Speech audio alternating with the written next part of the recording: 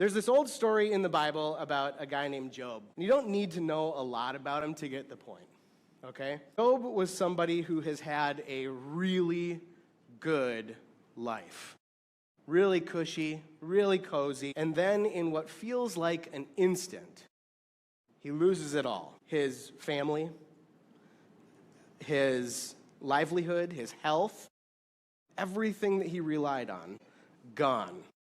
Just like that. And so he's got some friends, and when his friends hear about it, they come to see him, and what they walk into is just awful. Job is not the strong, put-together guy that they used to know. He's sitting in ashes. He's covered in sores all over his body, and he's totally undone. Just totally a mess.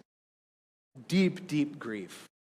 And here's the beautiful part. The friends, these three friends that show up, they don't rush to fix it. They don't start with advice or anything like, God's got a bigger plan, or everything happens for a reason. They don't reach for those platitudes. The story says that they just sit down beside him. And for 7 days and nights, they stay there in silence because they see how deep his suffering is. They stay there in silence with him.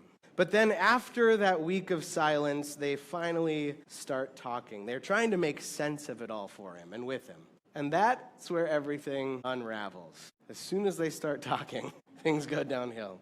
They start telling Job why this happened, what he must have done wrong, how God must be teaching him a lesson. They start to try to explain it. They try to make sense of it, and they try to put it on him. And instead of helping, their words pile on more pain. The moment that they stop being with him and start speaking, the comfort disappears. Sometimes the most sacred, faithful, helpful thing that we can do, I believe, really is just to show up, to stay put, and to hold that quiet. Be with.